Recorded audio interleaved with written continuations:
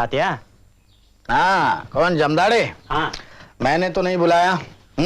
अभी हजामत की जरूरत नहीं है। नहीं नहीं, मैं तो काशीबाई के काम से यहाँ आया था। वो विधवा आपके यहाँ जो रहती है। उसका क्या काम? तो उसका सिर मुड़ने आया है? हाँ, उसने ही तो संदेशा भेजा था। तूने हिम्मत कैसी की? तू नहीं जानता क्या कि मैं विधवा के केशवापन के खिलाफ हूं? हम केशवापन के खिलाफ आंदोलन चला रहे, और तू उसकी हजामत करने आया है यहां मेरे ही घर में? नहीं नहीं, नाराज मत होना तात्या। वैसे तो खुद मुझे ये काम करना अच्छा नहीं लगता है, लेकिन क्या करूं, उसने जो मुझे बुलवाया। मैं तुम पर नाराज नहीं हूं जमदाड़े, तुम्हारा भी क्या दोष। मगर तुमको अगर यह काम अच्छा नहीं लगता तो तुम और तुम्हारी जमात विधवा का केशवपन करने से साफ इनकार क्यों नहीं कर देते? ब्राह्मणों से कह दो कि अगर वो इस जंगली रिवाज को जारी रखना चाहते हैं तो उस तरह अपने हाथ में ले और अपनी विधवाओं का सिर मुंडे।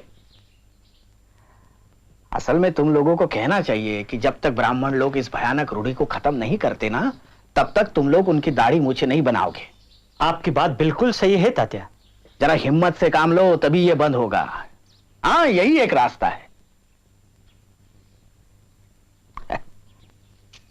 सन 1873 दलित आंदोलन का एक महत्वपूर्ण वर्ष है। इसी वर्ष ज्योतिराव फुले ने अपनी पुस्तक गुलामगिरी प्रकाशित की। पुस्तक की सामग्री ने सनातनी ब्राह्मणों में बेहद रोष पैदा किया।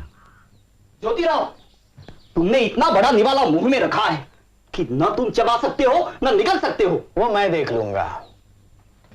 इस बार क्या तमाशा खड़ा किया है हेरम शास्त्री? ये पुस्तक, ये तुमने कैसे जुर्रत की कहने की कि मनु ने शूद्रों पर गुलामी ला दी? जाति प्रथा तो वेद की आज्ञा से पैदा हुई। अब यह क्या तुम्हारा दावा है कि वेदों को भगवान ने नहीं लिखा? मेरा पक्का विश्वास है हेरम शास्त्री कि इस संसार की कोई भी पुस्तक भगवान या किसी देवता ने नहीं लिखी है। अगर कुछ लोगों को यह मानने में परम आनंद होता है कि वेदों का निर्माण ईश्वर ने किया है तो वो खुशी से अपना भ्रम पाला करें, लेकिन शूद्रों और अतिशूद्रों को इस भ्रम से दूर ही रहना चाहिए, क्योंकि ये धार्मिक कहलाने वाले ग्रंथ ही उन्हें गुलामी में जकड़ते हैं। ज्योतिराव, तुम लोगों को ब्राह्मणों से नफरत करना सिखा रहे हो। बिल्कुल नहीं, ब्राह्मणों को मैं अपना भाई मानता हूं और इसीलिए उनके काले कारनामों पर शर्मिंदा हूं। ब्राह्मणों से मेरी कोई दुश्मनी नहीं है। मेरा सारा संघर्ष ब्राह्मणवाद के खिलाफ है। हेरम शास्त्री, आप जितने जल्दी समझेंगे कि शूद्र जन ही इस देश की जीवन शक्ति है, उतना ही अच्छा। अब तुम्ही से सलाह लेना बाकी बचा था। देखो ज्योतिराव, हम बता देते हैं, ऐसी उल जलूल और गाली गलौज वाली किताबों से तुम समाज की सेवा नहीं कर सकते, समझे? ना आप ही कर सकते हैं शास्त्री जी, ये कहकर कि वेद और पुराण देवताओं के मुख से कड़े हैं, न ये फतवा देकर कि फुले ने उल जलूल और गाली गलौज वाली किताब छपाई है, न ये कहकर कि बकौल विष्णु शास्त्री चिपळूण करके फुले पहले मराठी का व्याकरण सीखे और बाद में लिखने की सोचे। आप विद्वान कहलाने वालों में से एक भी ऐसा नहीं निकला जिसने मेरे उठाए सवालों का जवाब दिया हो। आपके पास कहने के लिए कुछ नहीं है, इसलिए ये दो कौड़ी का बड़प्पन जता रहे हैं।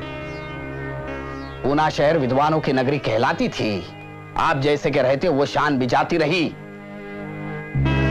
हेरम शास्त्री, आप हमारे साथ न चलकर देश को डुबो रहे हो। समाज परिवर्तन के माहौल को अभी आप रोक नहीं पाएंगे, और अगर रोकने की कोशिश की तो समाज आपको निगल जाएगा पूरा के पूरा। फिर चाहे पानी पीकर कोसते रहना, कोई मुड़कर भी नहीं देखेगा।